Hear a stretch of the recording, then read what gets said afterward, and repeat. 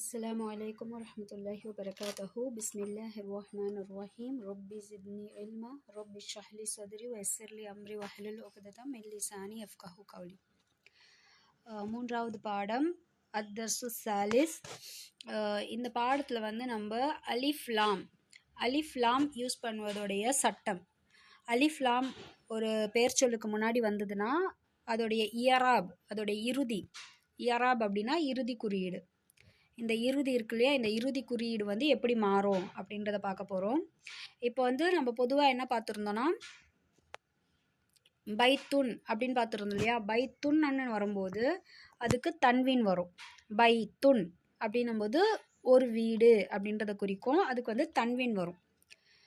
அது ஒரு பொதுவான பெயர் சொல், ஏதோ ஒரு வீட்டை குறிக்குது அப்படின்னு அர்த்தம்.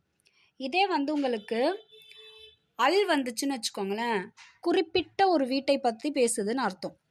அந்த சென்டென்ஸ் முடிவு பெறலை, அந்த வீட்டை பற்றி ஏதோ சொல்ல போகுது அப்படின்னு அர்த்தம். ஸோ அல் அப்படின்னு வந்துச்சு அப்படின்னா இந்த வீடு, குறிப்பிட்ட இந்த வீடு. அப்போ இந்த பொது பெயர் சொல் குறிப்பு பெயர் சொல்லாக மாறிடும். ஜென்ரலாக இருக்கிறது ஸ்பெசிஃபிக்காக மாறிடும். குறிப்பாக ஒரு விஷயத்த சொல்கிறதா மாறிடும். அந்த மாதிரி வரும்போது இந்த இறுதி இருக்கு இல்லையா, இறுதி குறியீடு தன்வீன் இருக்கும் இல்லையா, அந்த தன்வீன் நீங்கி ஒரு தொம்மாவாக மாறிடும். அதுக்கு நம்ம என்ன சொல்லுவோம் அப்படின்னா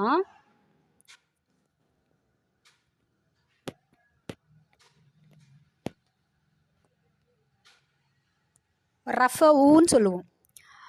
ஃபத்ஹா கஸ்ரா தொம்மான்னு சொல்லுவோம் இல்லையா. அது இறுதியில் ஒரு சட்டத்தை கொண்டு மாறுபட்டுச்சுன்னா, ஒரு சட்டத்தால், இப்போ அல் சேர்றதுனால தன்வீன் நீங்கி ரஃபவு வருது.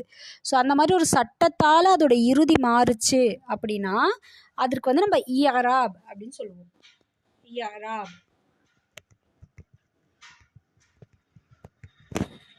இயராப் அப்படின்னு சொல்லுவோம். அதுனா இயராப் அப்படின்னா குறியீடுன்னு அர்த்தம். இந்த இறுதி மாறுது இல்லையா, அதுதான் இயராப். ஸோ அதுக்கு நம்ம எப்படி பேர் சொல்லுவோம் அப்படின்னா ஃபத்ஹா தொம்மா கஸ்ரான்னு சொல்ல மாட்டோம். நம்ம என்ன சொல்லுவோம்னா நசபு,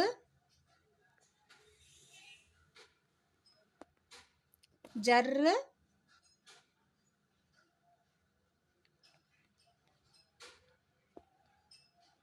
ரஃபவு. நசபுனா ஃபத்தஹா ஜபர்னு அர்த்தம். ஜர்ருனா கஸ்ரா ஜேர்னு அர்த்தம்.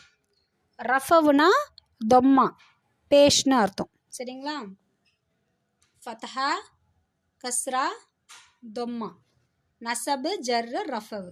சரிங்களா. இதுக்கு தான் ஒரு சட்டத்தை கொண்டு இறுதி மாறுச்சுன்னா இயராப்னு சொல்லுவோம். அந்த இயராவை நம்ம எப்படி அழைப்போம்னா நசபு ஜர்ரு ரஃபவுன்னு அழைப்போம். சரிங்களா. ஃபத்ஹா கஸ்ரா தொம்மாக்கு பதிலாக இந்த மாதிரி சொல்லுவோம். இப்போ அல் சேரும்போது அது என்ன ஆகுதுன்னா குறிப்பு பெயர் சொல் ஆகுது அப்படின்னு சொன்னோம் இல்லையா. ஸோ இப்போ அந்த குறிப்பு பெயர் சொல்லுனா எப்படி வரும்னா அல் பைத்து, அல் பைத்துன்னு வராது, அல் பைத்து.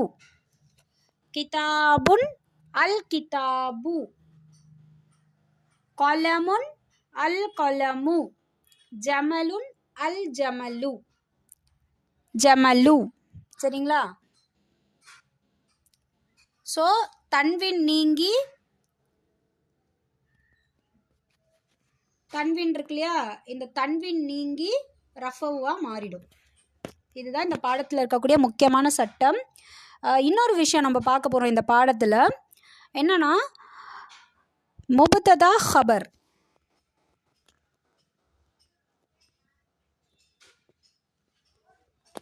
முபத்ததா ஹபர். முபத்ததானா ஒன்றும் இல்லை, பெயர் சொல். இப்போ நம்ம பைத்துன் அப்படின்னு சொல்கிறோம் இல்லையா, அது ஒரு முபத்ததா. அல் பைத்து அப்படின்றதும் ஒரு முபத்ததா. குறிப்பிட்ட இந்த வீட்டை பற்றி பேச போகிறோம் நம்ம. ஸோ எதை பற்றி நம்ம பேச போகிறோமோ ஒரு பெயர் சொல். பெயர் சொல்னால் என்னென்ன வரும்? ஒரு நபருடைய பெயர் வரலாம், இல்லைனா ஒரு பொருளுடைய பெயர் வரலாம், இல்லைனா ஒரு இடத்துடைய பெயர் வரலாம், இல்லைனா ஒரு விலங்கு, பறவை, பூ, மரங்கள். ஸோ இந்த மாதிரி ஏதாவது ஒரு பெயர் வரலாம். ஸோ இதெல்லாமே பெயர் சொல்ல வரும். சரிங்களா. இதுதான் முபத்ததா. இங்கிலீஷில் வந்து நவுன் நவுன் அப்படின்னு சொல்லுவாங்க. நவுன். சப்ஜெக்ட்னு சொல்லுவாங்க. சப்ஜெக்ட்.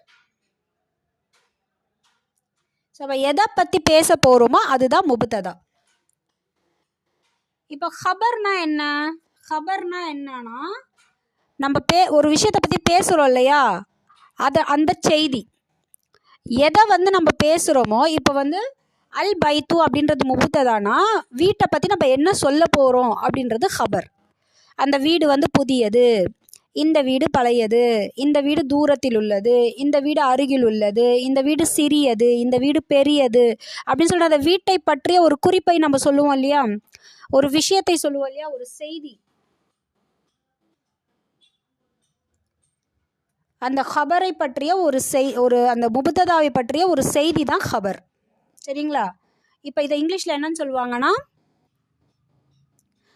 நவுன் அப்படின்னு சொன்னால் அட்ஜெக்டிவ்னு சொல்லுவாங்க, சப்ஜெக்ட் அப்படின்னா ப்ரெடிகேட்னு சொல்லுவாங்க.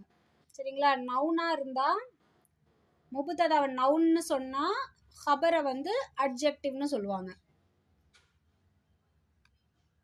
சரிங்களா?